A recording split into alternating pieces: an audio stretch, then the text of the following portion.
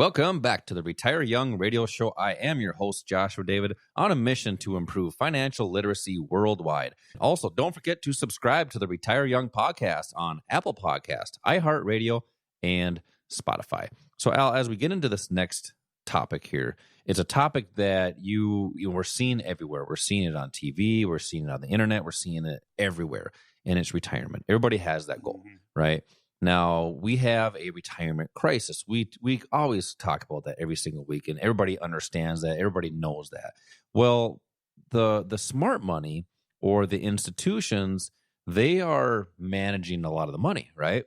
Now, if that's what's happening, if they're managing most of the capital that the public has, do you think they might be doing something a little bit different with the public than what they're doing? It's a possibility, right? It is a well, it's a strong possibility. Let's go more into probability. You're right, and there's a reason they do that. There's fees that come along in retirement accounts. Right. I mean, if you have 401ks, IRAs, there's a lot of fees that come along there. But the choices that they give in there are pretty much mediocre. We talk about that every week. Right. Now, let's dissect that a little bit. Let's talk about those different, I guess, the disconnect from what the institutions are putting their clients into and what they're doing a little bit different in their retirement accounts. Right. Yeah. Typically, what Wall Street puts their clients into would be especially in a retirement account, an employer-sponsored retirement account like a 401k or 403b. The primary choice there are mutual funds. Now some of those are growing a bit, I guess, and they're including some other things like ETFs, exchange-traded funds, maybe some individual stocks. There's sometimes a little more opportunity. A little more opportunity, but still the go-to is mutual funds. And back when 401ks first came into existence back in the 80s, the mutual fund industry just exploded. And that is a hugely lucrative industry for Wall Street. And that's one of the reasons that they have chosen that. It's a great business model for them, because they will give you a choice. Here are a list of maybe 10, 20 different mutual funds that are available in your 401k, 403b. You choose which ones you want to put your money into. You choose which ones you want to rotate into and out of when things change, or however often you are able to do that. It used to be maybe only once or twice a year people were able to make changes. But again, some of those things have changed. But the bottom line there is that the employee is actually making the choices, but paying a fee to the brokerage firm that provides the plan. It's a great business model for them, because they don't have to do much. They just give you this list of mutual funds, and then basically, in most cases, you're on your own. Yeah, I was actually having a conversation with a family member, and they were talking about those different choices. Yeah, I get all these choices, risky, non-risky, and I just kind of pick it. And people are doing that without the knowledge, but also without the skill. It's unfortunate. Right. And typically they make that choice based on what that particular fund did before, their prior returns. And what we find is that if you look at the funds that were the outperformers, almost always, close to 100%, 2 or 3 years later, they're not. They're not even in the top quartile. So people are making choices based on the wrong decision-making process. They're paying high fees, and that's a big part of it.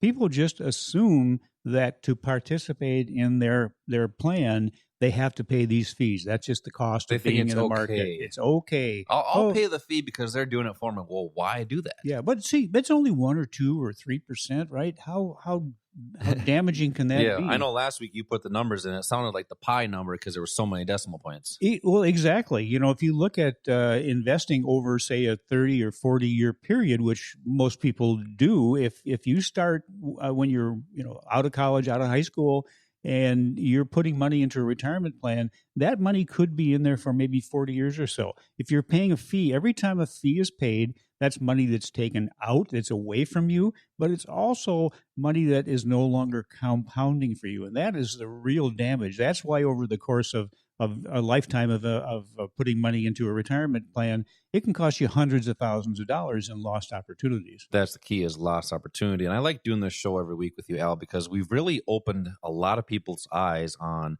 those fees, what is happening, but why they're charging all these fees.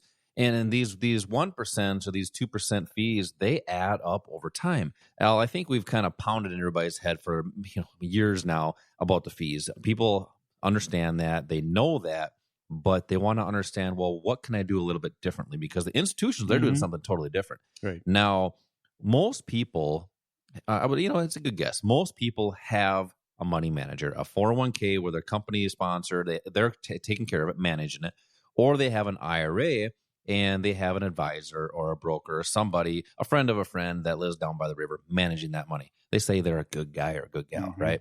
Now, we're seeing a lot of people that want to understand how to self-direct their own accounts because you don't have to have a money manager, do you? Do not. No. So what are some of the techniques and concepts when you self-direct? Actually, first off, how do you start self-directing? But what are those concepts you can do when you control it yourself comfortably, but also confidently? Yeah, it's very easy now just to set up a self-directed IRA, whether it's a traditional or a Roth IRA.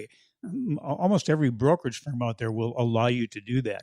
And I know a lot of people say, well, I'm really concerned. I'm afraid because then I have to make my own decisions. I don't know how to do that. You already are. You already are. As I mentioned before, in your 401k or 403b, who is actually making the choices? You are. How often do you have meetings with a plan sponsor to give you advice? I don't have any cricket sounds on here, but probably never. In most cases, it's zero, and maybe it's once a year, maybe a couple of times a year, but for most people, it's zero. And they tell us that when they come into these classes. So you are already in charge of your retirement accounts, but you're paying fees to somebody else to allow you to make the choices. Now think about that. Does that make sense? It makes sense for the brokerage firm, for Wall Street. There you go. But so self-directing is basically just doing the same thing, but in a format where you don't pay fees in that self-directed IRA. You don't pay fees, which is a huge advantage to you, but also you have many more choices. It's not just mutual funds. If for some reason, if you want to continue investing in mutual funds, you can. But what about other things? Things like the futures market, the foreign exchange market, the options market. So you can do multiple markets in your IRAs? You can do multiple markets. You have strategies that you can use in up markets. There are strategies that can be used in down markets. There's strategies that can be used in sideways markets. What about protection? And here's the number one thing. When you go into retirement, when you have worked hard 30, 40 years, putting something aside to get you through the next 20 or 30 or for some people 40 years in retirement, because you're all going to be faced with retirement at some point in time, whether you want to or not. So the important thing is to not let what you have worked so hard for be taken away in a bear market or a correction. So protection, preservation of capital, that is the number one consideration when you go into retirement. And then what about continued growth of your portfolio? Whatever you have worked hard for, instead of just drawing it down, dwindling that pile, what if it could continue to grow? And then what if you could achieve cash flow from those retirement monies instead of, again, drawing money out of it on a regular basis to pay the cost of living? Well, you can use those short-term vehicles that we talked about before, options, the futures, forex markets. A lot of people rely on fixed income, and that's what Wall Street's go-to has always been, increasing your fixed income ratio as you get into retirement years. Well, look at what the fixed income vehicles are paying now. When you look at the impact of inflation and any fees, typically it's negative returns. So that's not working. But there are other strategies, and we teach those. We talk to you about those in the class. What about this? How about a retirement strategy designed to benefit from the stock market increases without exposing your capital to stock market declines? That's our strategic investor strategy, which, again, we talk about in these classes.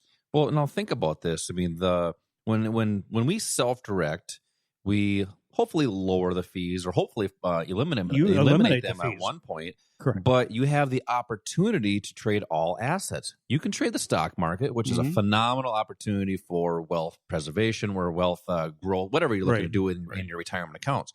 But you also have the opportunity to trade the futures market, the forex market, especially that options market. And now think about this as well. If you understand, there's techniques and there's concepts to protect what you have or what you worked so hard for. Al, I want to continue this discussion on the next segment about protecting your portfolio. We'll be right back.